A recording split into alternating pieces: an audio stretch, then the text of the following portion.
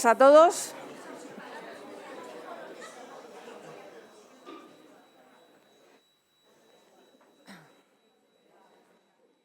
Buenos días a todos. Bienvenidos a este Foro 2, que va a estar, bueno, las ponencias están dirigidas por 2 personas de la Tierra. Yo me empeñé mucho que fuera Segovia, además de anfitriona, pues mostrar experiencias satisfactorias de emprendimiento, empleo y muy relacionadas con la educación, que es en lo que queremos poner énfasis en estas terceras jornadas. Entonces, Belén Arcones Tejedor es una profesional segoviana de referencia en el ámbito educativo. Fundó un grupo muy importante, académico IMF. En su trabajo ha contribuido a tender puentes entre la educación y el mundo laboral, impulsando proyectos que reflejan valores muy presentes también aquí en esta tierra, como el esfuerzo, la cercanía y el compromiso con el desarrollo de las personas. Desde su liderazgo, Belén defiende una idea clara: la educación debe ser el motor que impulse el talento, para que nuestros jóvenes no solo encuentren oportunidades fuera, sino también aquí, en su propio territorio. Junto a ella tenemos a Javier Arcones, que también está formado aquí en Segovia, que es un profesional que ha combinado su experiencia con el marketing, la tecnología y la educación, para crear también proyectos con un impacto real. Con él tendremos una mirada práctica sobre cómo la tecnología, la estrategia educativa y el marketing pueden convergir para orientar a jóvenes y profesionales hacia trayectorias laborales viables. Les pido un aplauso a estas 2 personas de Segovia, que creo que hacen un buen tándem segoviano y creo que nos van a inspirar mucho. Muchas gracias a todos.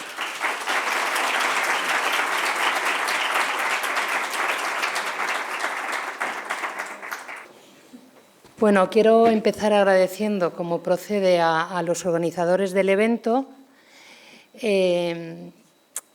Primero, poder estar con gente que sabe tanto y ayuda tanto a tantas personas como sois vosotros. Sin vosotros, pues este país, yo creo que, lo digo de corazón porque lo pienso, no tendría sentido. Hace unos meses apareció, yo creo que un ángel en mi vida y me propuso estar aquí.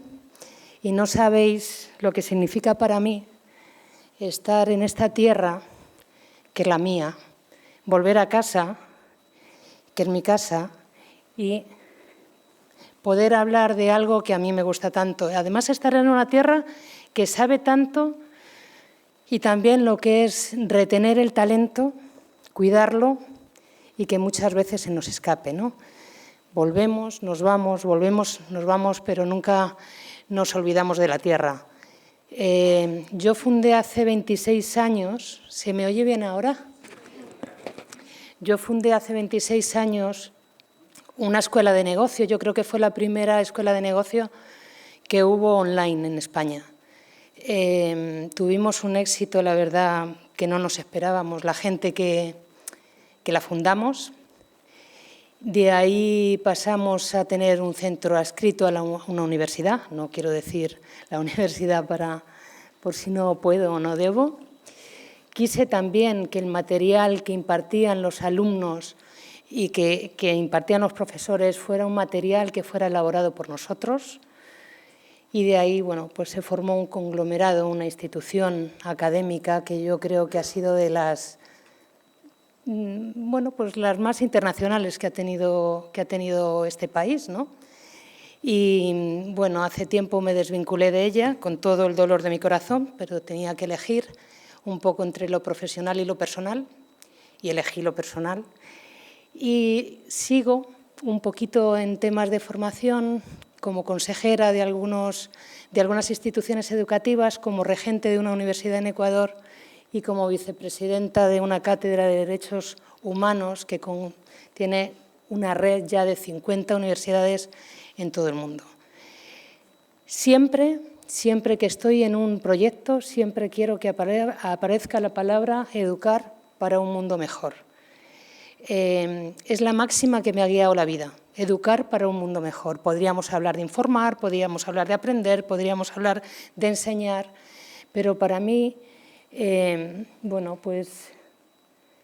no sé cómo decirlo, la educación yo creo que te forma en el ser con mayúsculas. Tiene una visión integral que no tiene ninguna otra palabra de las que manejamos en el argot, por así decirlo, académico. Antes de entrar en materia,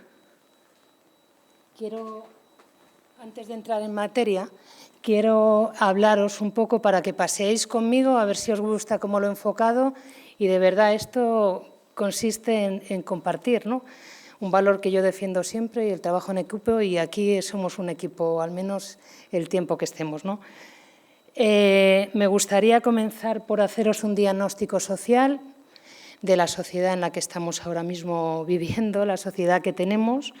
Me gustaría seguir con la transformación del trabajo, contaros un poco el cambio profundo que se está produciendo y que redefine para mí lo que son las competencias y la empleabilidad.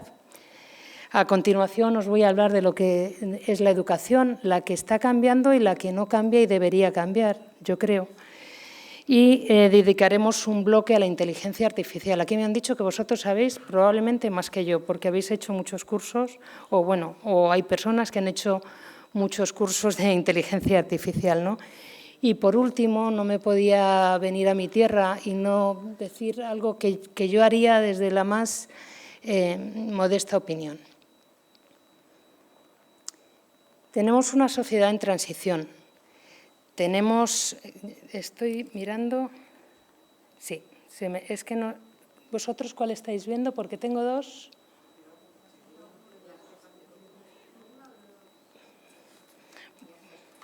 Vale, pues a ver si lo puedo ir mirando desde aquí porque me salen dos, pero bueno, da igual. Vivimos en un mundo, en una sociedad que conviven las cifras de crecimiento, pero de crecimiento económico se supone, pero yo creo que no todos tenemos claro que estemos mejor que nunca, ¿no? ¿Cuántos de aquí creéis que estamos mejor que nunca? Hombre, tampoco es eso, ¿eh? Yo creo que ahora tenemos una seguridad social maravillosa, tenemos un acceso a la educación, pero bueno, el panorama que os voy a pintar es verdad que no es que sea muy bonito, ¿no? Tenemos un crecimiento, como os decía, que convive con un malestar social. Nunca hubo tanto acceso a la tecnología, a la innovación, pero tampoco hubo nunca tanta desorientación y tanta incertidumbre, yo creo, ¿no? Los salarios reales, hablo de salarios reales, llevan estancados más de 30 años. Para que os hagáis una idea, han subido un 2,7%, pues eso, desde hace 30 años. Y la desigualdad sigue creciendo. Aunque los salarios brutos efectivamente han subido, pues al final vemos que el poder adquisitivo apenas ha mejorado. Estamos como si estuviéramos en el gimnasio y estamos corriendo en la cinta, que casi yo no sé ni lo que es, pero bueno, dicen que no te mueves mucho, ¿no? España sigue a la cola de la OCDE en lo que es el crecimiento de los salarios reales en la última década. ¿Cómo creéis que afecta esto a la educación? Pues las personas con menos recursos, una vez más, tienen menos acceso a la educación y a la formación y, además, la brecha entre el ingreso, fijaros el dato, la brecha entre el ingreso del 10% más pobre y el 10% más rico cada vez se amplía. Es decir, que el 10% más rico gana 10, 11 veces más en general, ¿eh? Luego hay desviaciones típicas, que el 10% más pobre. Bueno, pues esto es para, cuando menos, para pensarlo, ¿no? Pobreza infantil. Hablamos mucho de los informes PISA, pero nos preocupamos menos de la pobreza infantil que tenemos en España. ¿Vosotros seréis conscientes del porcentaje de niños que viven en situación de riesgo o en situación de exclusión? 34,7. Esto es uno de cada tres niños vive en situación de pobreza. Uno de cada tres niños, a veces, y esto sí que lo estamos viviendo en algunos colegios, no lleva un bocadillo al colegio. porque no tiene. La neurociencia lo que nos está enseñando es que el estrés prolongado que están sufriendo estos niños les hace muchísimo, lógicamente, muchísimo más vulnerables. Llegan a los colegios cansados, llegan a los colegios desmotivados y no sé si tienen muchas ganas de aprender. ¿Qué significa esto? Que el origen familiar sigue marcando una vez más lo que es el destino educativo. Y cuando la educación no logra salvar pues, ese punto de partida, esto se lleva al mundo laboral.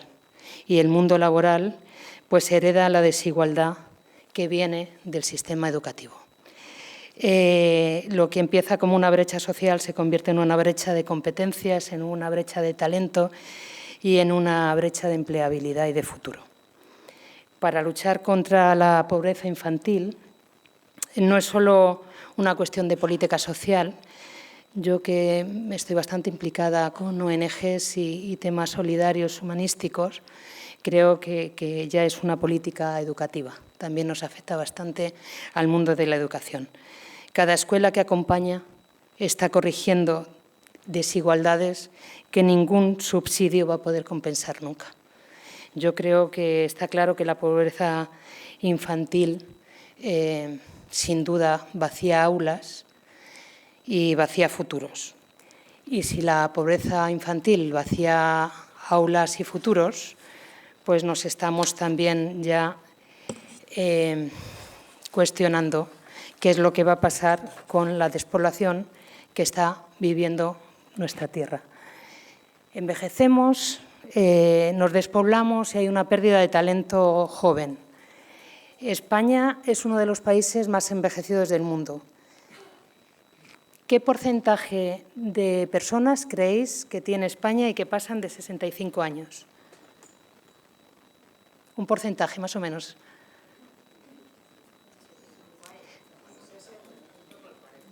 Bueno, que estemos envejecidos es algo bueno en el fondo, porque eso es cuestión de que vivimos muchos. Pero es un 20%, es decir, un 20% de la población, espero no ser yo, un 20% de la población tiene más de 65 años. La edad media de España es una de las más altas, también tenemos, por eso os decía que el mensaje es positivo, un 45,3 es la edad media de la población española. Nuestra tasa de natalidad está en mínimos, ¿os acordáis lo que os decía? Creo que son 6,6, no lo he puesto aquí, 6,6 nacimientos por cada 1000 mujeres, y iba a decir habitantes, mujeres, de momento mujeres, y la edad media de la maternidad está en 32 años. ¿Qué balance y cómo nos afecta esto en el mundo laboral y en la educación? Que pues cada 100 jóvenes que tiene 16 años tenemos 137 personas con más de 65 años. ¿Qué supone esto en el mundo que nos une a los orientadores y a los educadores? Que hay más personas saliendo del panorama laboral que entrando en el panorama laboral. Es decir, se siguen vaciando los pueblos, se siguen vaciando y cuando un pueblo se queda vacío, no es que se queden vacíos las aulas, es que se quedan vacíos los hospitales. Yo que soy de un pueblo de aquí que se llama Gallegos, ahí no nos planteamos hospital ni centro de salud, lo que nos planteamos es que venga una vez a la semana el médico, ¿no? Pero cuando las aulas se quedan vacías también otros muchos servicios, otros muchos recursos que generan un tejido empresarial importante. A nivel académico ya sabemos también que va a haber menos alumnos, que tenemos menos profesores. Meteros por casualidad en Internet y buscar carencia de profesores para dentro de unos años. Yo el dato lo tuve que contrastar porque me lo mandó un rector hace poco y como no lo he mirado y no lo he contrastado no lo quiero decir, pero es tremendo. Es decir, no vamos a tener oportunidades. Nosotros en nuestra escuela de negocio y yo como regente de la universidad nos estamos encontrando que no tenemos profesores de matemáticas. Yo no sé si vosotros estáis viviendo lo mismo en algunos sitios, pero no hay profesores de matemáticas y a veces lo que nos piden en las universidades es que creemos carreras nuevas. Imaginaos, esto nos pasó con Big Data y ciberseguridad, cuyo profesorado tiene que ser doctor con 5 años de experiencia. En una carrera que es nueva, yo creo que es imposible que haya pues profesores con 5 años de experiencia. Aquí lo pongo, en 2030 a nivel mundial va a haber 85 millones de trabajadores que no van a estar cualificados para aquello que tienen que trabajar. Me río yo de que la IA nos está quitando el trabajo. Bendita IA en algunos aspectos, no sé lo que os habrán dado en otras clases, espero no meter la pata, pero bueno, el problema del futuro no va a ser la IA, el problema del futuro es que no hay gente y no hay gente preparada. Y bueno, pues ahí estamos trabajando en un mercado hiperconectado, innovador. Lo que faltan no van a ser las máquinas, lo que faltan van a ser las personas. Y ahí una vez más, y de nuevo la educación y la orientación, bueno, pues van a ser las respuestas más estratégicas que yo creo que un país puede ofrecer para cuidar del país que quiere y del país que nos merecemos, ¿no? Al final, cada persona que orientamos pues yo creo que es una inversión demográfica, si me apuras, ¿no? ¿Alguna duda hasta aquí? ¿Queréis alguna pregunta? ¿Me oís bien? Decidme que sí, para saber que no estáis dormidos. Hace poco le decía a un amigo, es que llevo transparencias y yo ya no me apaño con... Bueno, ya no se dicen transparencias, por favor, perdonad. Decimos que no está cambiando la educación, pero al final sí que está cambiando, porque mirad, el otro día me decía un amigo, ¿tú te acuerdas de don Jacinto? Cada vez que escribía en la pizarra con tiza y decía que borro pizarra y tú, ay, no, por favor, no la... Ahora el alumno te saca una foto. Y no, o sea, sí que están cambiando las cosas, sí que está cambiando la sociedad, sí que está cambiando el trabajo. Y bueno, pues la sociedad está cambiando y la sociedad está cambiando, y la educación está cambiando y el modelo de empleo estable se desvanece. Durante décadas nosotros trabajábamos, bueno, pues teníamos un trabajo casi para toda la vida. Ahora mismo yo creo que tenemos que ser conscientes que el trabajo es sinónimo de cambio. Antes era sinónimo de estabilidad y ahora es sinónimo de cambio, ¿no? Dicen, hay tantas estadísticas, yo os las digo, ¿vale? Las que manejamos a nivel universitario. Una persona antes trabajaba en 2 trabajos, en 2 puestos de trabajo toda su vida. Llevaban la empresa en el ADN. Tenían una vinculación que ya no eran ellos, eran sus hijos. Mi padre tuvo 2 trabajos, como mucho 3. Una fundición y en una empresa de tractores que no voy a decir el nombre. Pero yo cada vez que veo un tractor verde me dan ganas de montarme en él y darle un abrazo, ¿no? Hoy vamos a tener chavales que van a cambiar de puesto de trabajo 12 o 15 veces. Con lo cual, bueno, pues como sigamos educando así, lo vamos a llevar, pues claro, ¿no? Como dirían. Hemos pasado en una sola generación de profesiones para toda la vida a las profesiones, como ponen aquí, que caducan cada 5 años. Y esto requiere formarse pues a lo largo de toda la vida. Las empresas, vosotros esto me lo podéis enseñar más a mí, las empresas necesitan talento flexible y la educación necesitamos adaptarnos al ritmo que nos están pidiendo las empresas, que de momento, si el trabajo cambia cada 10 años, yo creo que la educación debería cambiar cada 1. Y ahí, bueno, pues es un punto que debemos mejorar. A mí no me vuelven a llamar, después de esta charla, no me vuelven a llamar nunca más para ninguna institución educativa. Os quiero contar que esta charla es la primera vez que la doy. Me la he preparado para vosotros. Yo ya no suelo dar conferencias porque vienen jóvenes que yo creo que lo hacen mucho mejor y pueden enseñar más que yo. Y bueno, pero si tenéis datos, todos los datos están contrastados, eso es lo único que os aseguro y que bueno, que ha sido un placer estar preparándome la charla para vosotros. Las empresas, el 44% de las competencias A mí esto me pareció atroz, ¿no? De las competencias laborales habrán cambiado en 2028, estamos en 2025, es que estamos hablando antes de acabar una década y el 44% de las competencias laborales habrán cambiado, es decir, la mitad de lo que hoy sabemos. Siempre nos va a servir, pero nos van a servir mejor otras cosas que vayamos aprendiendo ya, ¿no? Y esto requiere entender el trabajo como una forma de aprendizaje continuo. Hay trabajo, pero no hay personas preparadas para hacerlo. Y esto es lo que llaman las skill gap. Yo, como no os creáis que se me da muy bien el inglés, pues tampoco voy a usar mucho el inglés, ¿no? El problema no es la falta de empleo, es la falta de correspondencia entre el talento que formamos y el talento que el mundo necesita. Para mí, yo creo que esto es el mensaje que me gustaría que se quedara de esta ponencia o charla. Es decir, los programas formativos avanzan a un ritmo y el mercado laboral cambia a otro. Os voy a hacer unas preguntas por si os estoy aburriendo mucho. ¿Cuántas personas creéis que deben formarse en el mundo para poder seguir ejerciendo un trabajo, el que sea?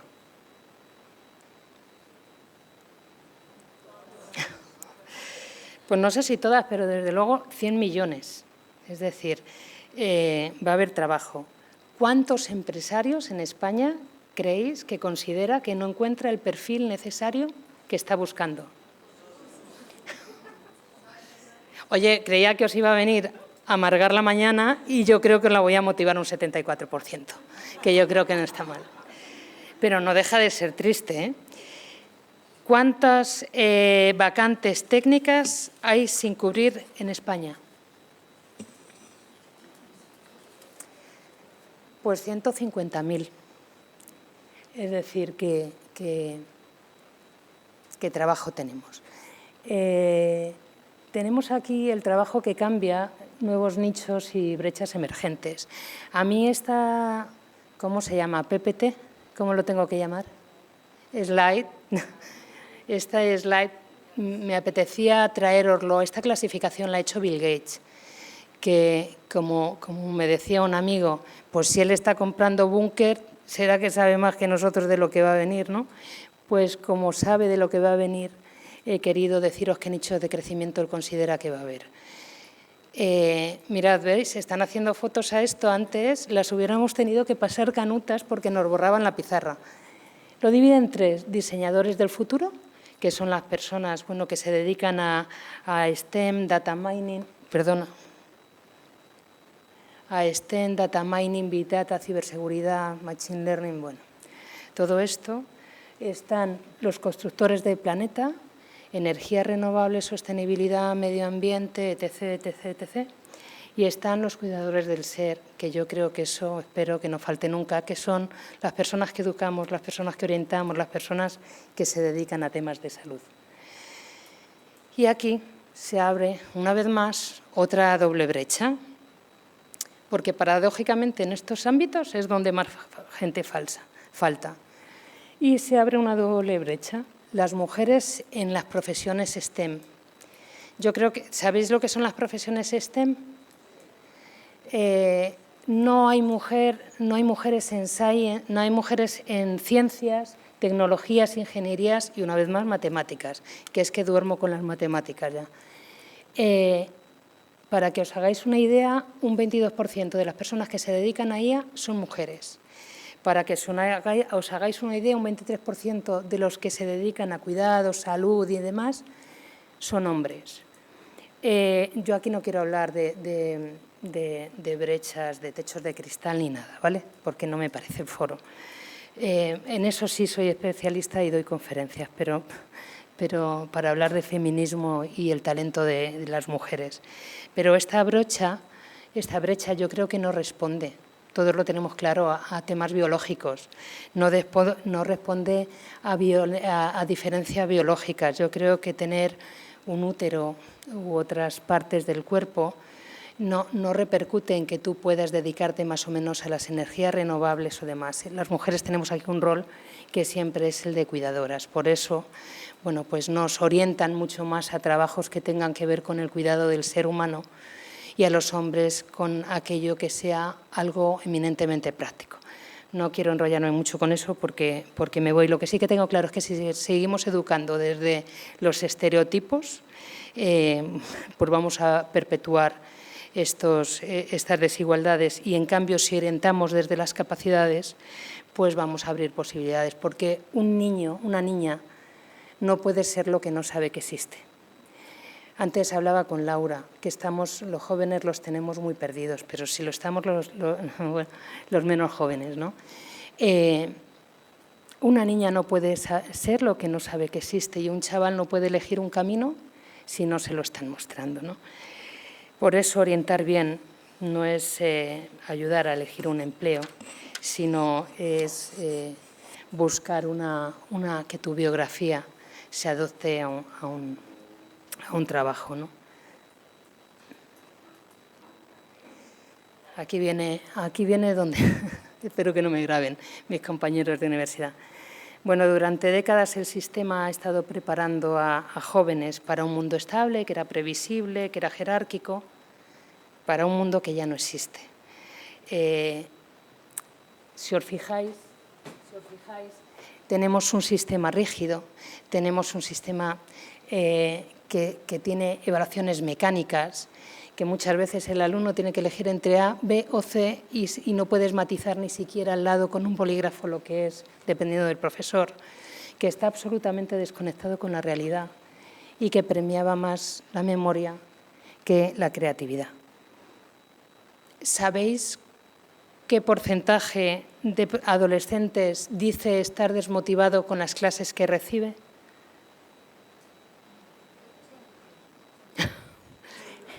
El 50%, ¿sabéis?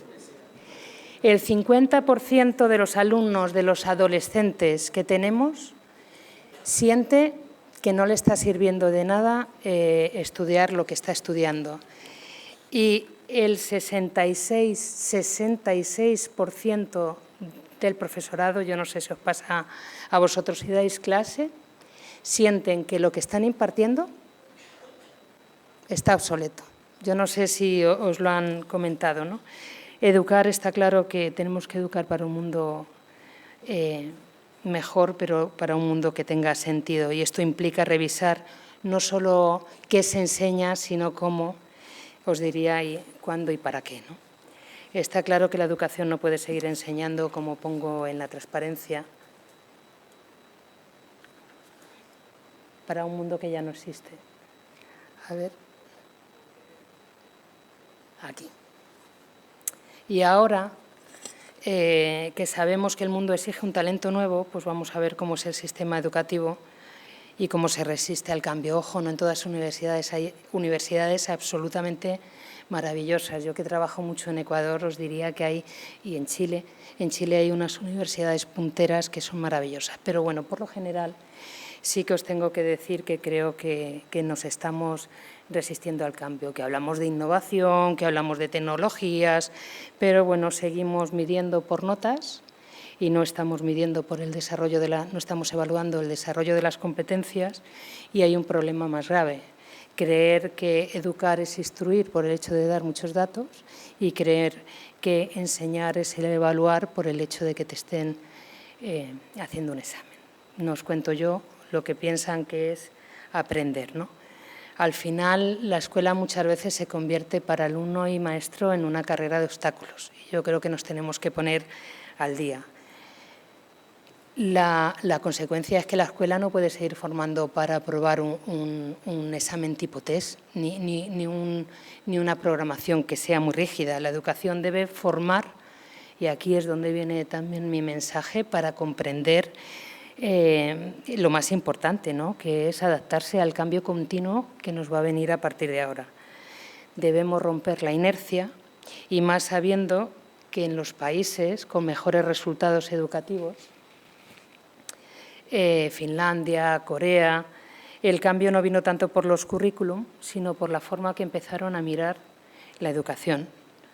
Es decir, necesitamos desde el mundo educativo mirarnos para adentro y mirarnos para afuera. Mirarnos para adentro de verdad para saber quién soy, y mirar para afuera para saber que quiero ser y que necesita el mundo.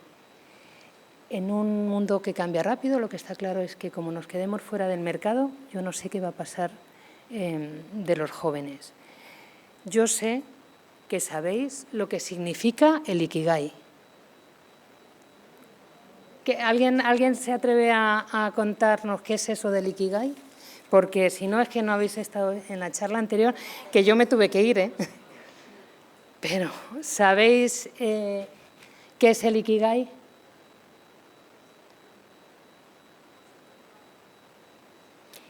Sí. Es una filosofía japonesa. ¿Todos lo sabéis? ¿Hay alguien que no lo sepa? Claro, a ver quién levanta la mano, que se nota que no... Bueno, pues el Ikigai es una filosofía de vida que a mí me parece, busca la razón de ser, ¿no? Es un método japonés de hace mucho tiempo que se ha vuelto a actualizar hace unos años cuando se estudió qué pensaba la gente en los hospitales.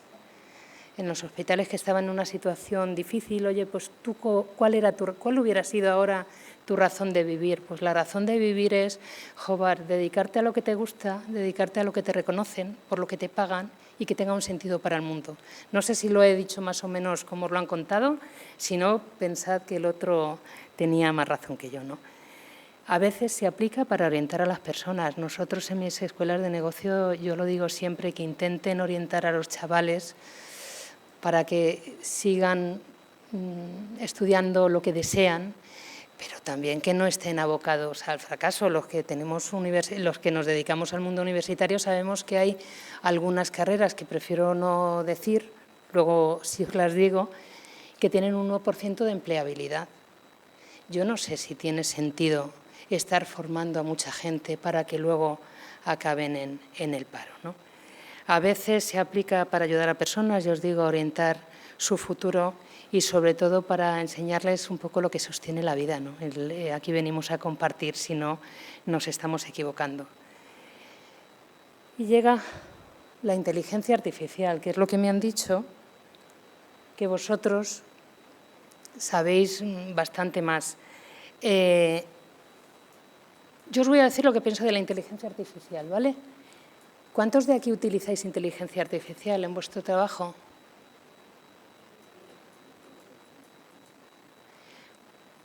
¿Y ChatGPT? Ostras. ¿Y cuántos de aquí no lo usan?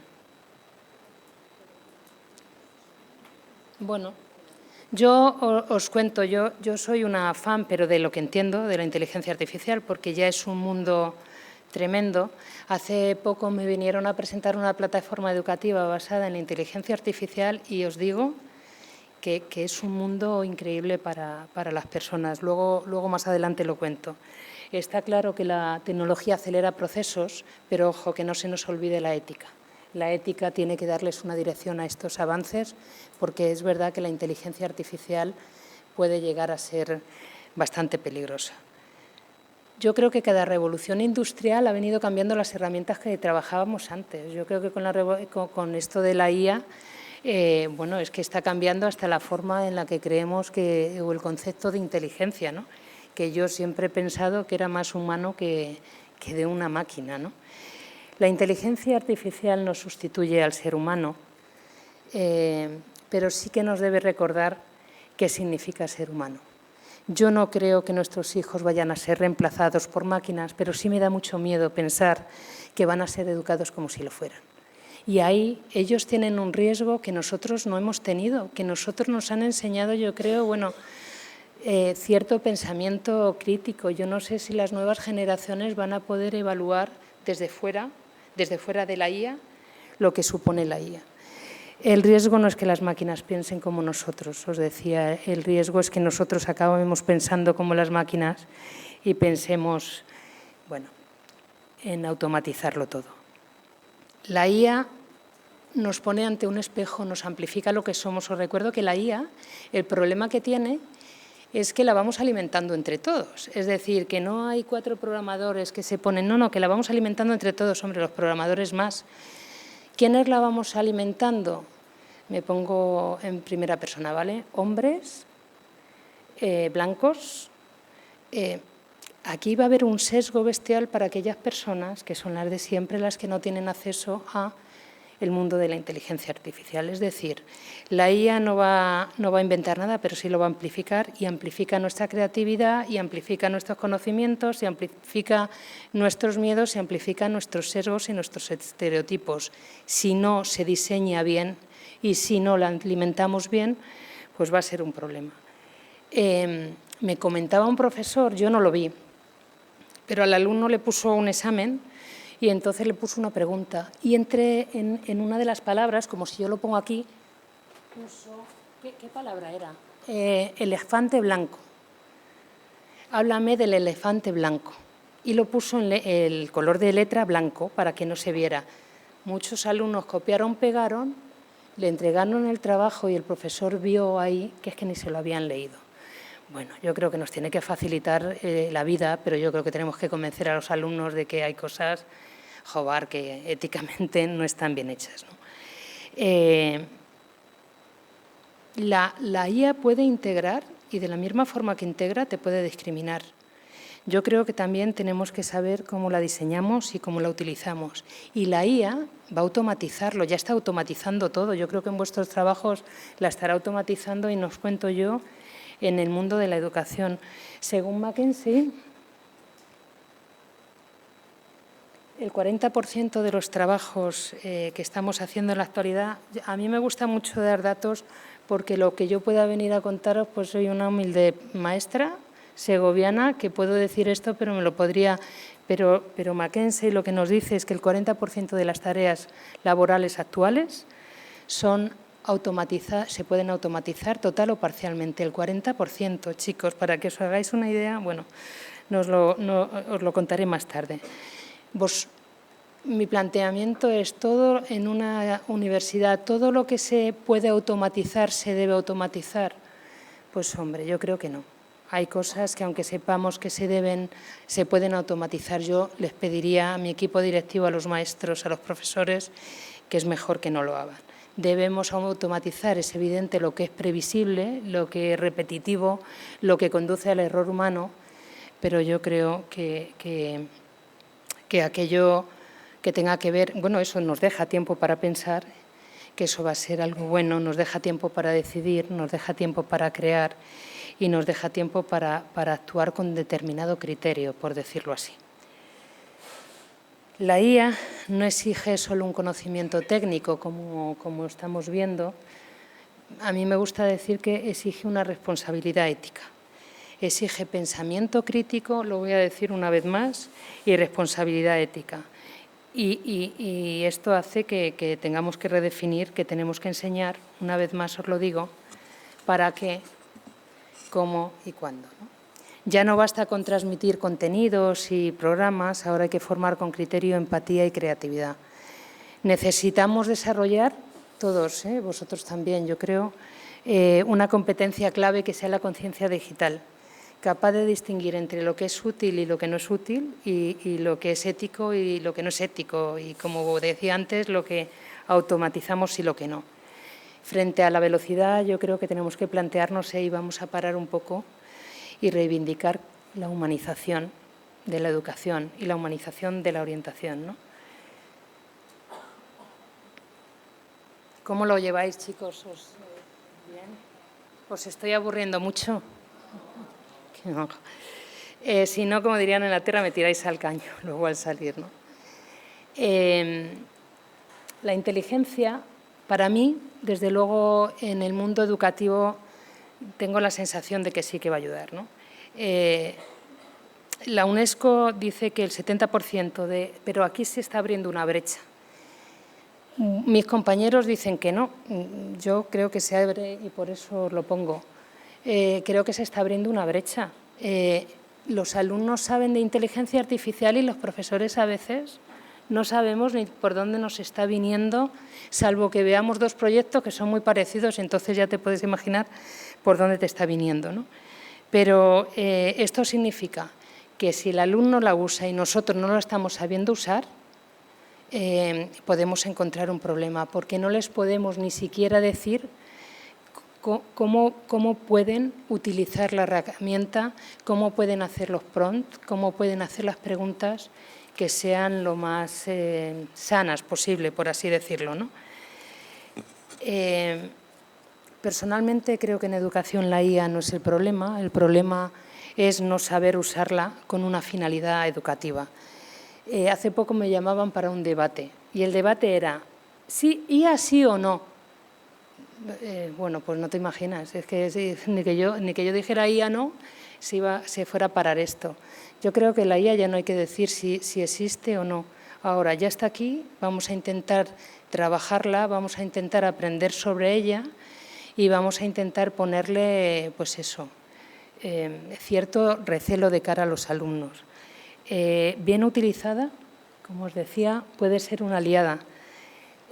Me vinieron a presentar una herramienta para los alumnos, una plataforma educativa, y yo no sé, un poco tipo, ¿sabéis lo que es Duolingo?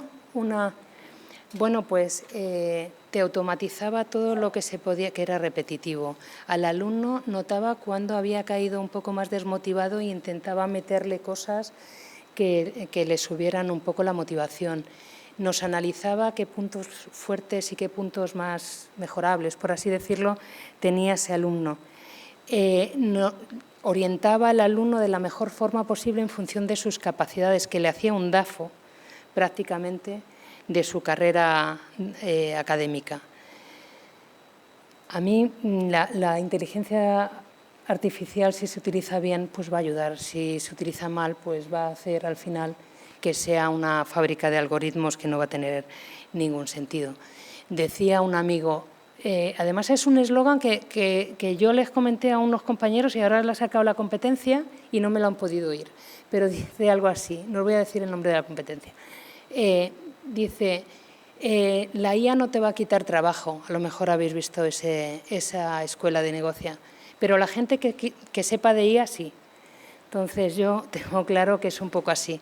Teníamos un profesor que nos decía siempre, si dejas que un robot te quite el trabajo, pues a lo mejor te lo mereces. Yo no estoy en esa, me dan ganas de llamarle ahora y decirle, don Jacinto, que la robótica no tiene nada que ver con la IA, pero insisto, yo creo que no nos va a quitar el trabajo.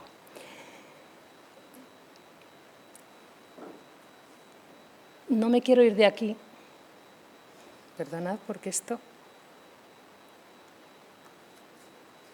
voy a tener que llamar al final.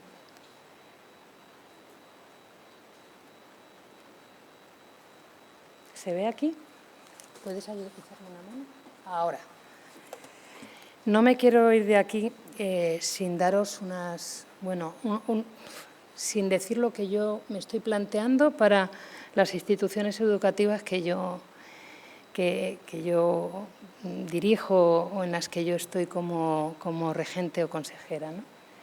Decía Peter Drucker, la planificación a largo plazo no es pensar en las decisiones futuras, sino en el futuro de las decisiones presentes. Pues yo creo que tenemos que actuar ya.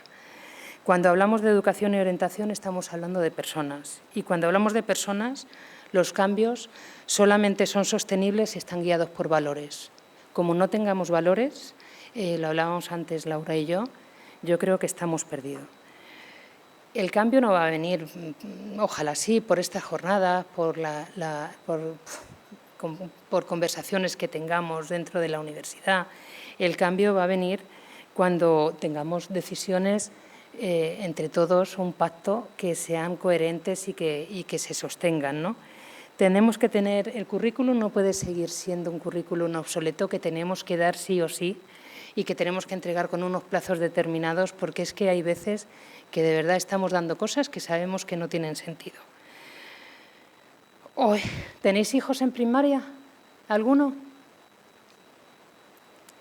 Bueno, pues hoy más del 65% de los niños que estudian primaria van a trabajar en algo que todavía no se sabe lo que va a ser. Necesitamos menos temario y más sentido, necesitamos menos memorización y más conexión con los problemas reales del entorno. Finlandia ya lo hizo hace una década, no es que cambiara el currículum, es que cambiaba la forma que tenían de entender lo que era la escuela, ¿no? Y empezaron a meter muchos proyectos interdisciplinarios entre todos y que sean muy reales. Entonces las matemáticas tenían cabida, la lengua tenía cabida, yo soy muy de la cultura del esfuerzo, pero eran como muy reales, ¿no? Y lo hacían trabajando en empresas, incluso en etapas más jóvenes, ¿no? Necesitamos profesores que acompañen en este cambio. Yo creo que sin el profesor o sin el docente, hablo en masculino, por favor os pido disculpas, pero es para no decir el profesor y la profesora, el docente y la docente, ¿vale? Pero entiendo que sea necesario hacerlo. El profesor ahora mismo tiene que estar mucho más entregado en orientar, en acompañar, en motivar, que yo creo que eso no lo va a hacer nunca una máquina, que en el hecho de estar dando instrucciones. Estos profesores tienen que sentirse libres, no nos pueden decir todo el rato lo que tenemos que hacer y tienen que estar bien formados. Y de verdad, aquí ya meto una cuña, y bien pagados. Yo creo que el gran problema que tenemos con Finlandia, entre otros, es que allí ser profesor tienes un reconocimiento social que no tenemos en España. Parece el que vale, vale, decían, el que no para magisterio. Yo no sé en vuestra etapa, que me parecía atroz, porque qué pena que yo deje en manos de alguien que no le estoy poniendo un valor determinado, ¿no? Yo que soy madre de familia numerosa. No podemos seguir llenando a los alumnos con muchos datos. Según la OCDE, hablando del profesorado, los países con mejores resultados son los países en los que los profesores se dedican a formarse. Para que os hagáis una idea, se dedican a formarse y más del 40% del tiempo lo dedican a tutorías y al acompañamiento, mucho más que a la evaluación, un 40% más. Yo no sé si conocéis profesores, maestros y demás, la carga burocrática que se tiene es absolutamente, a veces no te deja tiempo para mirar a un alumno y ver que no te ha traído un bocadillo y es tremendo. En Singapur, por ejemplo, los profesores tienen 100 horas para formarse. Aquí creo que no llegábamos ni al 15. Y eso no es una cuestión de que no se pueda. A veces no es tanto una cuestión de presupuesto, otras veces sí. A veces es una cuestión de que, bueno, que tampoco queremos, la verdad. Tenemos que orientar, como vengo repitiendo todo el rato, ¿no? La orientación no puede ser un trámite, tiene que ser, pues yo es que diría que tendríais que utilizar la inteligencia artificial social para que intervengan todos los actores del terreno, ¿no? Que dirían los sociólogos, que conecte las biografías con las oportunidades laborales que hay, laborales o de cualquier otro tipo, ¿no? Y tenemos que tener una educación abierta y contextual, dentro y fuera del aula. Tampoco cuesta tanto llevar a los niños a una frutería y que sepan ahí las frutas. Sí, pero si es que les enseñamos a mis hijos el otro día la manzana, la pera, el plátano, tal, llévalos a una frutería, que lo toquen, eso lo ven en mi casa, pero habrá comidas que no sepan ver, ¿no? Vamos a hacer de cada establecimiento una escuela de aprendizaje y no solo las instituciones educativas, porque al final de eso se trata, ¿no? Educar no es una tarea exclusiva de la escuela, educar es un proyecto que debe ser colectivo. Y necesitamos además alianzas entre el sistema educativo, el sistema laboral, los municipios y el tercer sector también, para colaborar con las personas que están en situaciones claras de vulnerabilidad, ¿no? Y aquí, yo creo que es para mí una de las cuestiones clave. Valorar los oficios, para que me entendáis, es la FP, que seguimos llamándola oficios, ¿vale? Debemos dignificar la FP. Creo que habéis tenido también ahora una charla sobre eso, ¿no? Yo os cuento mi experiencia con la FP. Cuando os contaba que creé pues una institución educativa, sobre todo éramos muy fuertes en los másteres y en los posgrados, y bueno, pues decidí, y porque creía que el mundo iba por ahí, que quería crear una formación profesional de grados superiores. Cuando se lo conté a mi equipo directivo, que fui como, me voy a salir en el comité de hoy, me dijeron todos, no mezcles, pero ¿cómo no vamos a mezclar con la FP. Es que no tiene ningún sentido, es que nos resta valor a nosotros, ¿no? Yo no sé si está aquí Carlos, que fue otro de los fundadores, yo no sé si te acuerdas, pero fue un 50-50, unos que querían, otros que no. Al final se hizo la FP y yo creo que, fíjate que a pesar de haber trabajado menos ahí, es el proyecto del que me siento más orgullosa. No os imagináis esos chavales con qué vida llegan, con qué vida salen, qué alegres están los que están. También os tengo que decir que teníamos un 20%, como tienen casi todas, de chavales que tienen algún problema psicológico. Y eso no lo queremos decir porque no nos gusta hablar de algunos temas, pero en las aulas estamos teniendo unos problemas que son muy grandes, pero la satisfacción y la gente que sale de la FP salía bastante motivada. No sé cómo veo de tiempo, Javier. Bien, ¿qué es? ¿Cuánto llevo? ¿Más o menos lo sabéis? Bueno, Alemania, para que os hagáis una idea, el 50% de sus chavales van a FP, el 50% de sus chavales van a la universidad y no hay pérdida de valor. De hecho, no pierden años por cambiar de un sitio a otro. Aquí, como metas a tu hijo en un grado de FP medio, luego pasa a superior, luego sí que le convalidan algo, pero en fin, que es mucho más difícil. No se trata de convencernos a que todos nos vayamos a las FPs, pero bueno, sí que devolver el orgullo del trabajo que han hecho bien los compañeros de la FP. Quiero ir acabando, tenía más transparencias, pero me daba vergüenza irme de mi tierra y de verdad no traer algunas acciones, ¿no? Venir, suelto el rollo, me voy y... Bueno, yo creo que aquí hay acciones que yo... Os paso las transparencias, ya digo que están hechas solo para esta charla. No hagáis fotos si no queréis, bueno, hacer si queréis, pero que yo os paso todo, porque esto va a ser para aquí y ya está. Pero bueno, hay ejes para una acción conjunta. Y llegados a este punto yo creo que todos compartimos algo, ¿no? Que es la convicción de que educar, orientar y trabajar no pueden seguir siendo tres mundos separados como hay ahora. Necesitamos actuar desde una mirada común y por eso pongo tres verbos que yo creo que los entendemos todos, que es transformar, que es el eje del cambio metodológico y humano, no puede ser de otra forma. Tenemos que alinear lo que enseñamos con el mundo que vivimos. Conectar, que es el puente entre la educación, el terreno, la localidad y el empleo. Tenemos que traducir el lenguaje educativo al de empleo y la vida y la comunidad. Y cuidar. Para mí este es de verdad uno de los más importantes, ¿no? Cuidar el bienestar, la salud mental, la conciliación, la comunidad educativa, lo laboral. Desarrollar ecosistemas regionales en los que colaboremos y nos ayudemos. Bueno, en el fondo...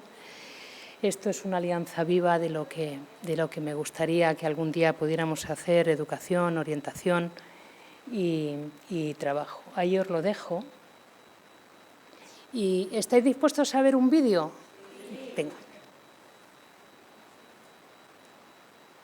Espera. ¿Esto salta así? ¿O... ¿Veis lo que son las nuevas generaciones? Como no estén ellos, pues estamos... Albert Einstein dijo una vez: todo el mundo es un genio, pero si juzgas a un pez por su habilidad para trepar a un árbol, este vivirá toda su vida creyendo que es tonto. Señoras y señores del jurado, hoy juzgamos a la escuela de hoy en día. Y me alegro de que estéis aquí porque no solo hace que los peces trepen árboles, sino que además les hace bajar y correr 15 kilómetros. Dime, escuela, ¿estás orgullosa de las cosas que has hecho? ¿Convirtiendo a millones de personas en robots te parece divertido? ¿Te das cuenta de la cantidad de niños que se identifican con aquel pez, nadando a contracorriente en clase sin encontrar sus dones, pensando que son tontos, creyendo que son inútiles? Pues la hora ha llegado, no hay más excusas. Llamo al estrado a la escuela y le acuso de matar la creatividad, la individualidad y de ser intelectualmente un abuso. Es una institución antigua que ha sobrevivido a su uso.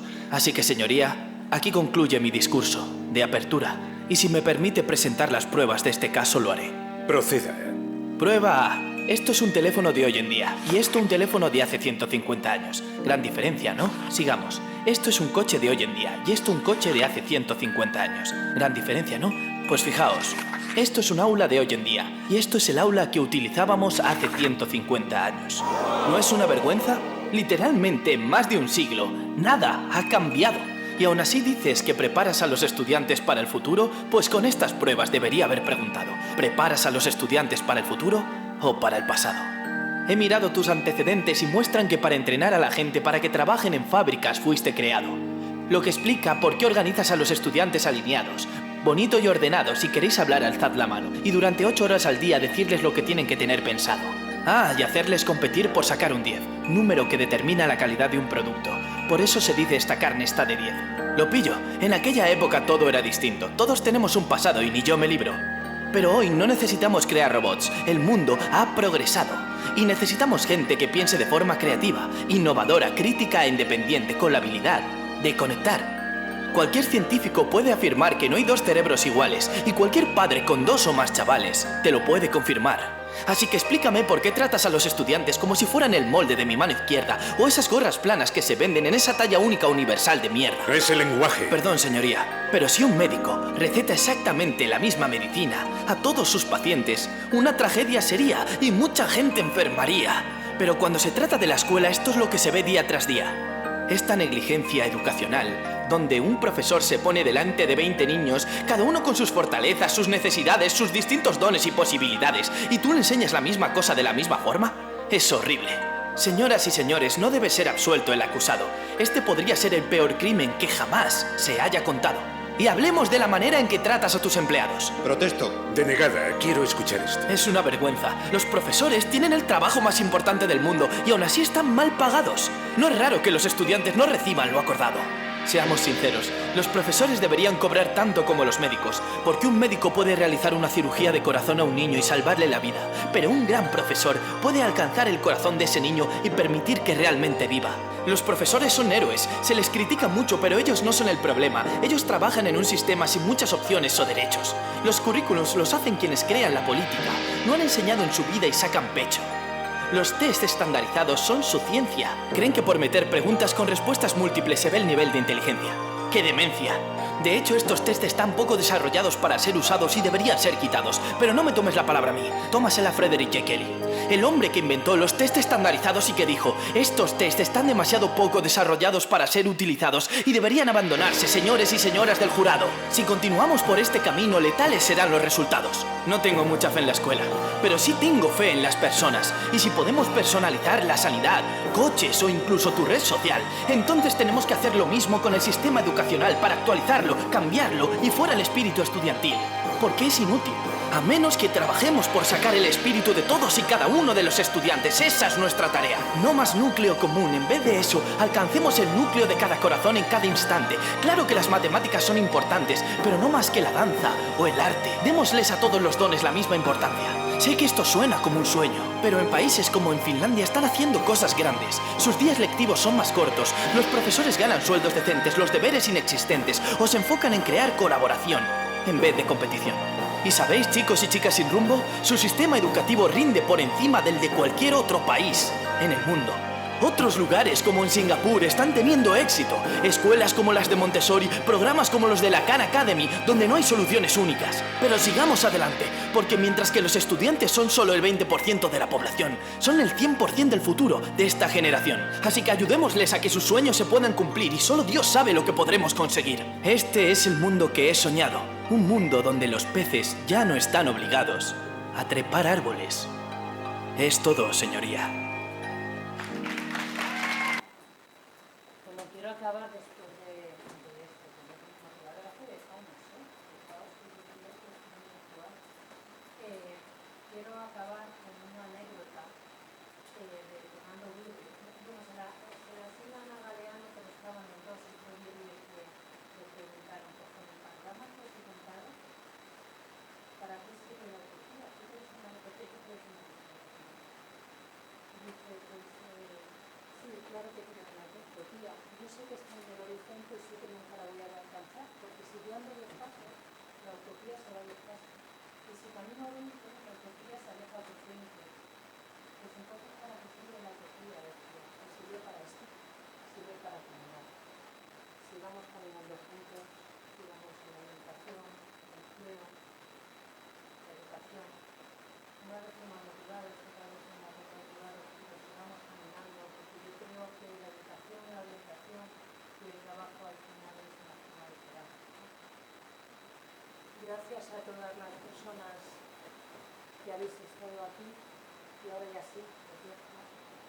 Hay una frase que tengo con los profesores y otra frase que tengo con los alumnos. Con los profesores es: conozca todas las teorías, domine todas las técnicas, pero al tocar una alma humana, sea apenas y todo humano. Y con los alumnos tengo, cuando a los egresados siempre les dábamos una taza que ponía, la taza no es mía, utilizad el poder que tengáis cada uno desde donde estéis para hacer el mundo mucho mejor. Muchísimas gracias.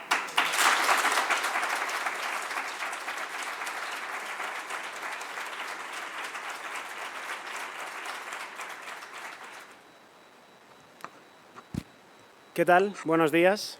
Buenos días. Buenas tardes. Esto en Segovia a las 2 de la tarde es la hora del vermú. No sé si en todas las ciudades es. Voy a intentar no alargarme mucho para que podamos pasar a comer, ¿vale? Pero bueno, en primer lugar quiero agradecer al Servicio de Empleo, a la organización, a la Junta de Castilla y León, por invitarme a participar en algo que creo tan importante como es no tanto el empleo, que por supuesto es importante para todos, sino el acompañamiento hacia él. Y aparte de agradecer a la organización, felicitar a los técnicos, porque creo que sois en última instancia, y esto quienes somos soldados al final del sistema, somos quienes sacamos el trabajo adelante, los que están al pie del cañón y los que hacen que las iniciativas salgan o no. Por supuesto tiene que haber gente que las proponga, que las trabaje, pero quienes estamos en el día a día somos quienes las sacamos adelante. Y yo creo que ser conscientes de la responsabilidad individual de cada uno en nuestros trabajos es clave. Precisamente por la responsabilidad individual y por el autoconocimiento, lo primero que quiero dejar claro es que yo aquí soy un infiltrado, ¿vale? No soy orientador laboral, ni mucho menos, pero sí que la orientación y el empleo son términos que resuenan mucho en mi día a día. Si os parece, voy a contextualizaros un poco los proyectos en los que estoy participando y quiero explicaros el por qué puedo asegurar que el 87% de los universitarios consideran que no existe orientación suficiente para ayudarles a decidir sobre su futuro. Bueno, yo, que me llamo Javier Arcones, que lo dijimos hace un rato, pues soy Javi, llevo 8 años trabajando en educación, he tenido la suerte de aprender de absolutos referentes, pero hace 3 años fundé The Journey, que es una agencia de marketing educativo. Es siempre polémico mencionar estos dos conceptos, marketing y educación, en la misma frase, y hay quien, y lo entiendo, se alerta al pensar que hay quien te está intentando convencer de que tienes que estudiar algo. Creo que vivimos en un país que presume y que puede presumir mundialmente de un sistema de educación pública que funciona muy bien, y a veces eso nos lleva a pensar que tenemos la libertad total de estudiar, de elegir qué estudiar y dónde hacerlo, ¿no? Sin embargo, creo que esto, lo que hoy llamamos marketing educativo, no tiene que ver de educación pública versus educación privada, sino que tiene que ver con observar un sector que está cambiando radicalmente y que de un tiempo a esta parte, especialmente como muchas otras cosas desde el COVID, ha cambiado las reglas del juego por completo. Desde el año 2020 ha habido grandes corporaciones, empresas y fondos de inversión que han entrado en el sector educativo y que lo han puesto todo patas arriba. Yo creo que más allá de un sistema de educación pública, que por supuesto defiendo a ultranza, pero como defensores de una educación universal y de calidad tenemos que plantear ciertas líneas rojas. Y las líneas rojas, en mi opinión, es que no podemos relegar a que solo quienes tienen grandes presupuestos publicitarios llenen sus aulas de alumnos, mientras otras entidades formativas más pequeñas, pero centradas en el aprendizaje de verdad y en la experiencia académica, pues tengan que cerrar, ¿no? Ese es el verdadero motivo por el que The Journey tiene sentido y estos, pues bueno, son algunos de los clientes que tenemos. El tener clientes tan diferentes entre sí hace que pues tengamos una perspectiva, digamos, grande sobre el tejido educativo del país y que, bueno, en estos años hayamos podido pues ayudar en la captación de más de 4.000 estudiantes,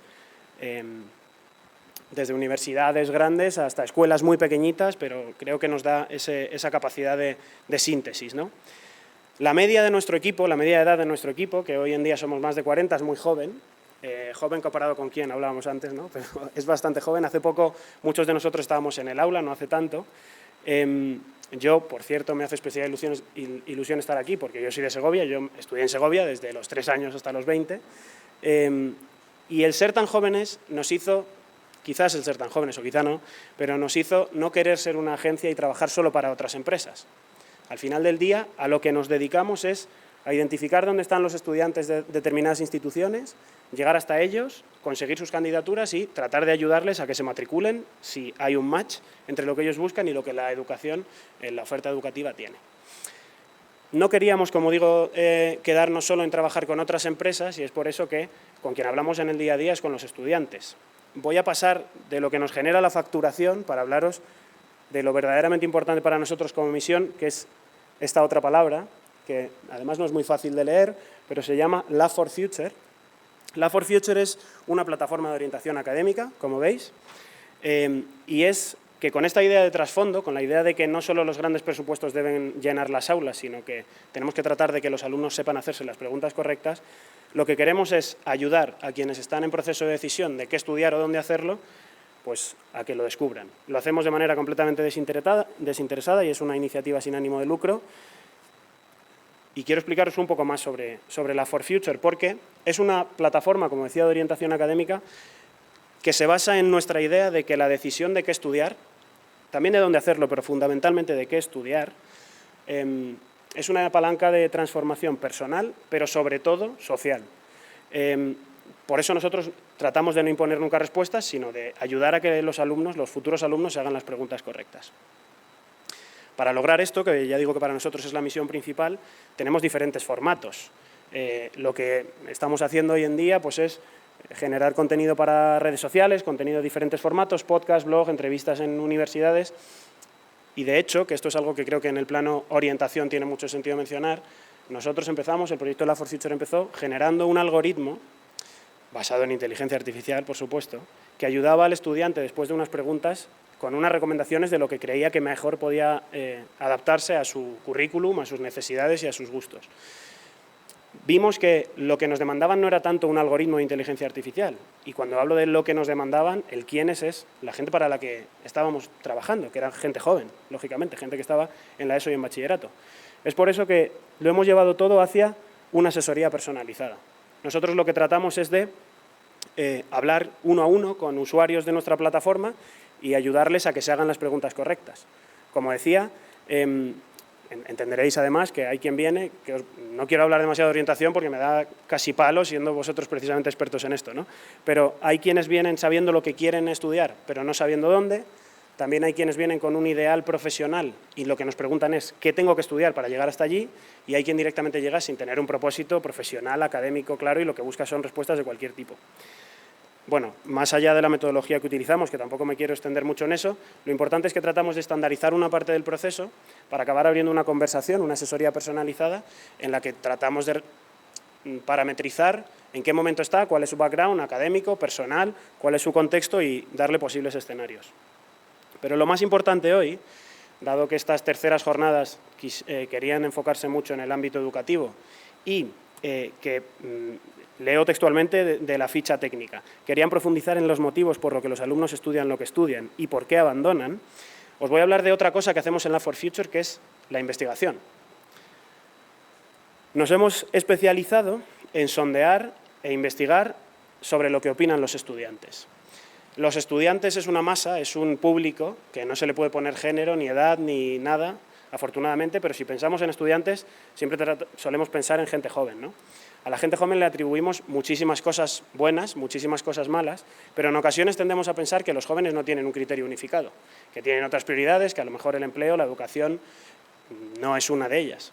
Es cierto que luego en las aulas se ve como muchos jóvenes pues no hacen el uso que quizá nosotros haríamos ya desde otra perspectiva, pero la realidad es que los jóvenes tienen una opinión mucho más formada de lo que pensamos y uno de nuestros primeros objetivos fue ser su altavoz.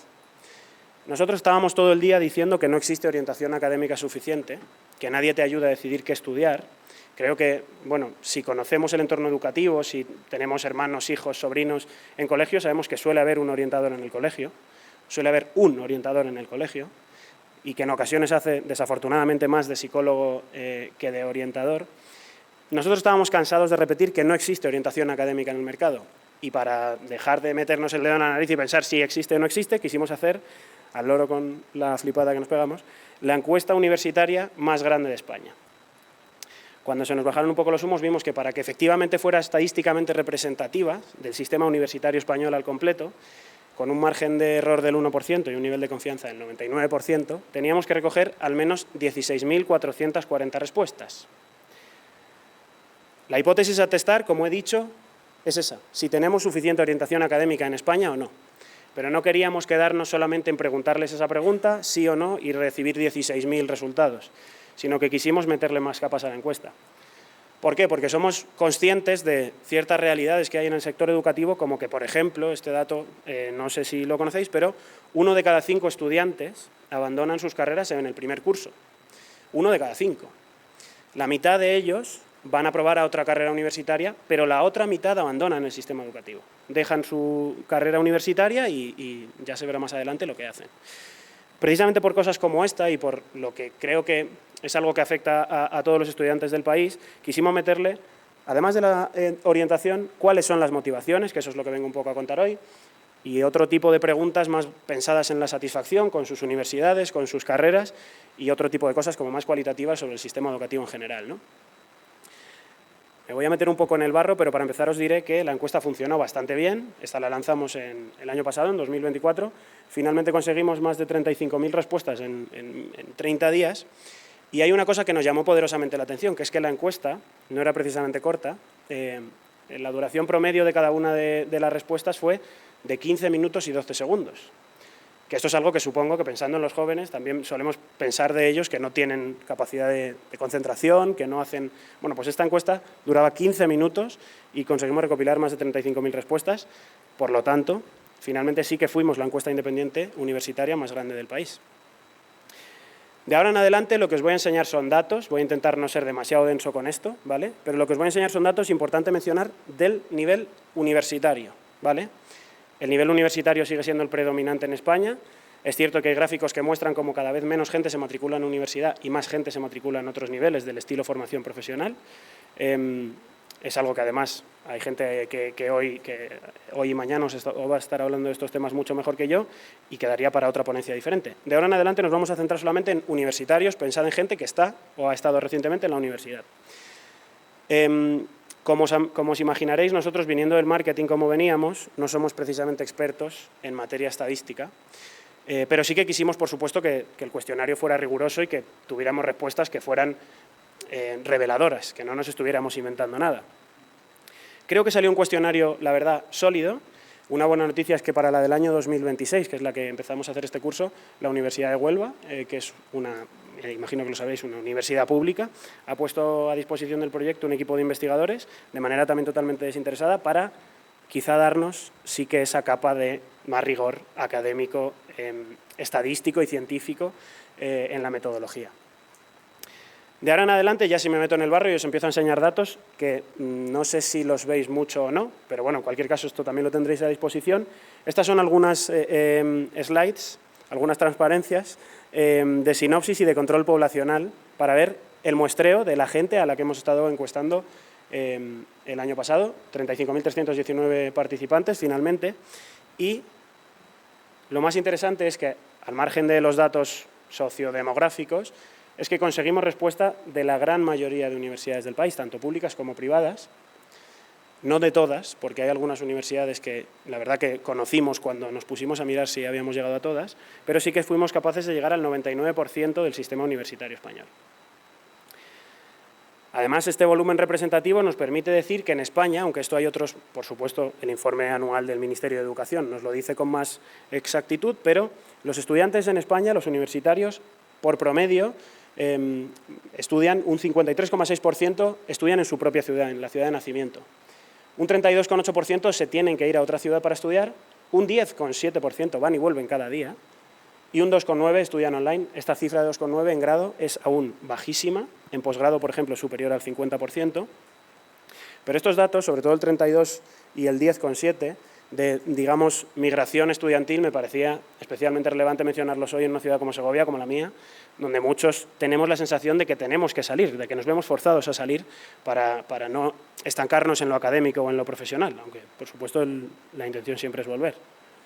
Y esto, sin querer ser faltón con la foto, pero profundizando en la metodología del online, también vimos, y esto creo que habla mucho de la conexión, de la percepción que conecta la gente entre empleo y educación.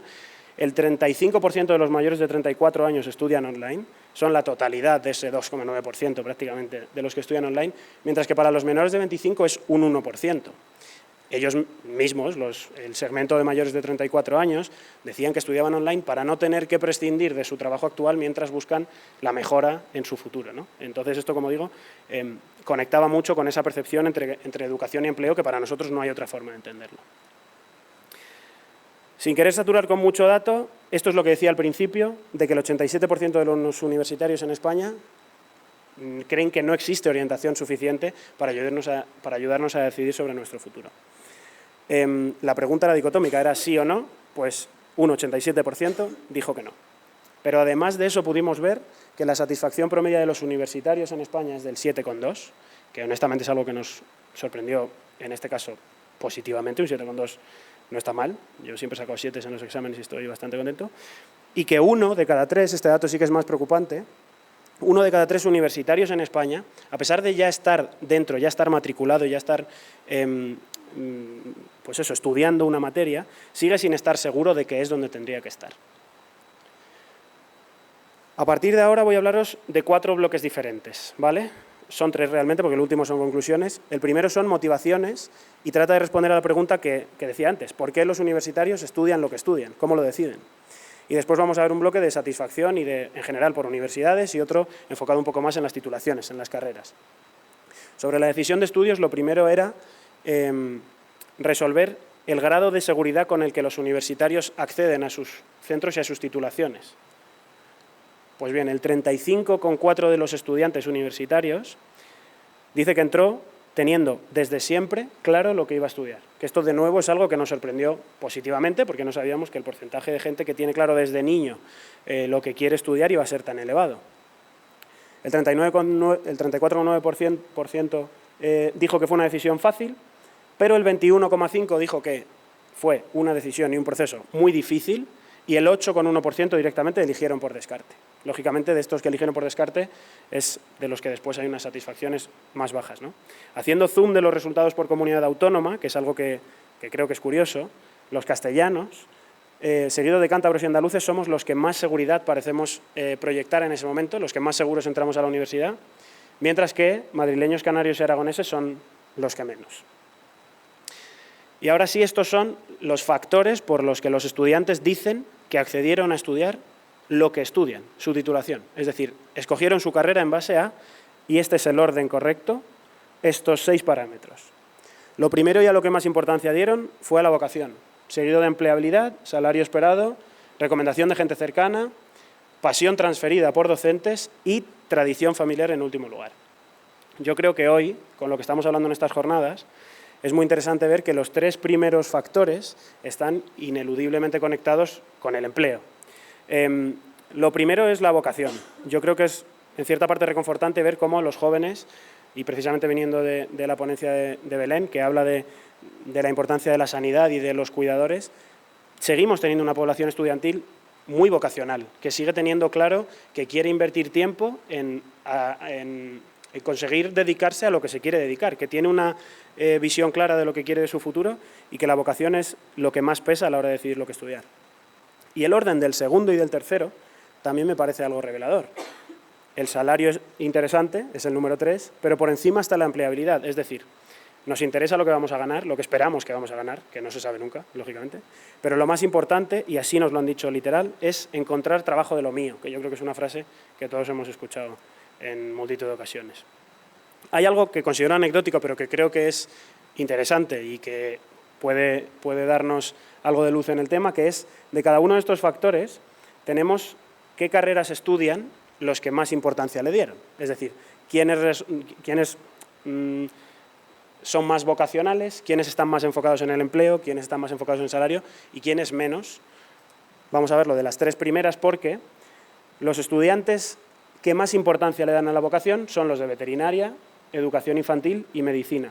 Y esto es un patrón que vamos a ir viendo, que sanidad y educación son indiscutiblemente las profesiones más vocacionales, que más cuesta acceder y que menos les importa y que, curiosamente, más satisfacción tienen al final. Y quienes menos importancia le dan a la vocación en su proceso de decisión de estudios son quienes estudian sociología, ciencia y tecnología de los alimentos e ingeniería de la energía. No sé si os atrevéis a decir cuáles son las carreras que más importancia le dan al salario, pero para nosotros esto nos ha servido para derribar clichés o para confirmarlos. En este caso un poco para confirmarlos. Empleabilidad. Los que más importancia le dan a la empleabilidad, por ejemplo, son ingenieros informáticos, ingenieros de telecomunicaciones e ingenieros industriales. No tendríamos quizá que haber preguntado a 35.000 personas sobre esto, pero los resultados salen tal como esperábamos, que los ingenieros toman una decisión de estudios mucho más pensada desde el pragmatismo puro, desde voy a encontrar trabajo de esto, y quienes menos importancia le dan al empleo que esperan encontrar después son pues, los que estudian historia del arte, sociología o historia. Por último, salario. Esta es la última que voy a comentar. Lo que más estudian quienes le dan más importancia al salario que esperan tener después son ingenieros de software, odontólogos y, de nuevo, telecos. Y quienes menos importancia le dan son estudiantes de historia del arte, de sociología y de educación social. Ahora no hablamos tanto de las motivaciones para decidir qué estudiar, sino para decidir dónde. Aquí, de nuevo, y es creo que algo de nuevo revelador, vemos que no aspiramos a términos tan vocacionales, tan aspiracionales, sino que vamos a cuestiones prácticas. El motivo por el que más gente decide dónde estudiar es la cercanía y la accesibilidad. Esto es algo que en Segovia no nos tienen que prometer, no me lo creo. Seguido, por supuesto, de nota de corte, del prestigio de la universidad, de la recomendación de gente cercana y, por último, del precio. Creo que el precio, estando en el último lugar, es decir, es a lo que menos importancia le dan para decidir dónde estudiar, habla bien de un sistema de educación público que funciona y que tampoco quiero dejar pasar la oportunidad de mencionar que hay mucho que mejorar todavía por delante, especialmente en algunas comunidades autónomas como Canarias o Madrid, lo vais a ver, pero creo que es algo esperanzador. Paso al análisis por universidades. Aquí lo que tratábamos de ver era cuáles son las universidades mejor valoradas y, por ende, peor valoradas en 2025. La primera diferencia es los estudiantes de universidades públicas y de universidades privadas.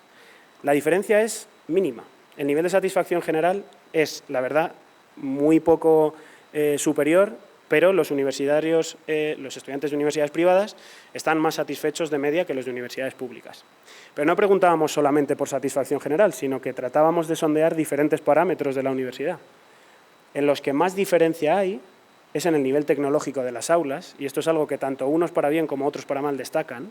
Los estudiantes de la universidad privada están un 25% más satisfechos que los de la pública con el nivel tecnológico de sus universidades, de sus centros, un 20% más satisfechos con la atención al alumno, un 15% más satisfechos con las instalaciones, y solo hay una de las variables en las que los estudiantes de universidad pública, de educación pública, están más satisfechos, que es en el ambiente estudiantil, pero es por una diferencia mínima de solo el 3%, como veis.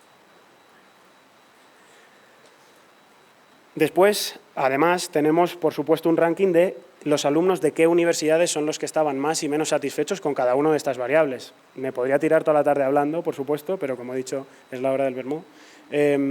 Lo importante, y yo creo que sí que merece destacar algunas de ellas, hay algunas universidades que destacan, que además ahora veremos en términos de satisfacción general, que de hecho es esta slide. Ya digo que hemos estado enfocados en la satisfacción por cada una de las variables medidas, pero esta es la satisfacción general, la nota que le das del 1 al 5 con la universidad en la que estás estudiando. Bueno, pues estas son las 5 que mejor posicionadas han salido: la Universidad Politécnica de Valencia, la Universidad Católica San Antonio de Murcia, la Universidad Loyola en Sevilla, la Cardenal Herrera en Valencia y la Pompeu Fabra en Barcelona. Primera y última, primera y quinta son públicas, las 3 del medio son privadas. Pero importante también mencionar que Universidad de La Laguna es la que menor satisfacción han manifestado sus estudiantes, seguida de Las Palmas de Gran Canaria, de la UNED, de la Universidad Nacional de Educación a Distancia, de la Universidad de Oviedo y de la Universidad de las Islas Baleares, en este caso, todas públicas. También merece la pena, creo, pararnos un segundo a escuchar lo que opinan nuestros propios estudiantes, que es algo que muchos no parecen estar preocupados en revisar. Paso al análisis por carreras. Aquí lo que queríamos ver era titulación a titulación. De antemano, si menciono alguna de las carreras que habéis estudiado, que supongo que sí, y también menciono la mía, aquí ni con carreras ni con universidades queremos ni motivar ni desincentivar a que la gente se matricule. Lo que queremos es que tengan los estudiantes futuros la información real de los que ya están estudiando esto. Este es un disclaimer importante, porque, de nuevo, para medir la satisfacción, medíamos tanto satisfacción general como una serie de factores, ¿no? Y aquí creo que es importante ver que con lo que más satisfechos están los universitarios en España es con la empleabilidad. Por supuesto, varía mucho por carreras. Aquí podemos ver, además, la que más y la que menos importancia satisfacción tienen con ese factor, con la empleabilidad, pero además podemos verlo por varias segmentaciones diferentes. Podemos verlo por edad, podemos verlo por género, por comunidad autónoma y por carrera. Las primeras, pues bueno, surgen datos que considero curiosos. Los estudiantes están cada vez menos satisfechos cuando vamos pasando de segmento de edad. Es decir, los que reportaban una mayor satisfacción con la empleabilidad de sus carreras son los de 18 a 24 años. Y conforme se va avanzando en edad, pues va cayendo. No sé leer muy bien esto a nivel conclusiones, pero que cada uno saque las suyas. Porque por género, aquí de nuevo, y tiene mucho que ver con temas que ya se han mencionado, como la brecha o como el techo de cristal, las mujeres tienen un 9,6% menos de satisfacción con la empleabilidad de sus carreras que los hombres. Y creo que es también importante mencionar, ese otros es el de gente que, y os sorprendería saber el porcentaje, que no se ha querido significar ni como hombre ni como mujer, que son un segmento de la población en sí mismo y que también se ven perjudicados a la hora de valorar qué satisfacción tienen con la empleabilidad. Por comunidad autónoma, pues yo creo que aquí también podríamos casi que sacarlo nosotros mismos, pero quienes más satisfechos están con la empleabilidad de lo que estudian, los universitarios más satisfechos son los de La Rioja, Navarra, Madrid, Aragón y Cataluña, mientras los que menos son los que viven en Canarias, en Andalucía, en Cantabria, en Murcia y en Asturias. Pero lo que estudian, y eso es una de las cosas que más nos interesa, y que tanto cuando vamos a institutos y a centros de formación profesional a hablar de esto, como cuando hablamos con gente que tiene hijos, hermanos, sobrinos, primos en situación de decisión, esto es lo que más nos piden. La gente que más satisfecha está con la empleabilidad son ingenieros de software, ingenieros de teleco, ingenieros industriales, médicos y quienes estudian óptica y optometría. Y los que menos son historia del arte, historia, periodismo, sociología y criminología. De nuevo, con esto no queremos desincentivar a que la gente se matricule solo en ingenierías, porque creo que no tiene ningún sentido, lógicamente, pero sí que tienen que saber lo que opinan los estudiantes reales que están en las aulas. Y hay un punto aquí, una pregunta que creo también interesante, ya no tanto midiendo la satisfacción general o no, ni siquiera la satisfacción por variables, que es que preguntamos si los jóvenes volverían a estudiar lo mismo o no. Y tenemos, por supuesto, un ranking, porque todo lo hacemos en estilo ranking, de quienes más contestaron que sí y quienes más contestaron que no. Aquí veis, que no sé si lo veis, pero que el 96,3% de estudiantes de enfermería volverían a matricularse en enfermería, y seguido de ellos están odontólogos, médicos, psicólogos, veterinarios, educación infantil, ingeniería biomédica, educación primaria, fisioterapia o educación social. Ya no solo la vocación o la empleabilidad, sino que quienes más satisfechos están, por lo menos con su decisión, y volverían a matricularse en lo mismo, son, como veis, profesiones que tienen únicamente que ver con la sanidad y con la educación. Por las mismas, y no me quiero ir de aquí sin mencionarlo, quienes más responden que no son los estudiantes de turismo, de estudios ingleses, de sociología, finanzas, economía, administración y dirección de empresas. Aquí vemos una tendencia más difusa, vemos un grupo más heterogéneo, pero también estos son, pues eso, los estudiantes de estas carreras son los que más dicen que no volverían a matricularse. Prometo terminar ya porque además pues es muy denso, he dado muchos datos en pocas slides, pero lo que he intentado ha sido balancear datos que considero de interés general con cosas más centradas en el empleo, que es de lo que estamos hablando hoy. Además de ver cómo deciden los estudiantes, yo concluiría, de la encuesta que hicimos el año pasado, concluiría que además de saber cómo deciden y saber que creen que el 87% cree que no existe orientación suficiente, el interés de los universitarios en el empleo, que a veces pensamos que está desconectado, que quien está estudiando todavía no está pensando en lo que va a trabajar, Pues a la vista está que sí.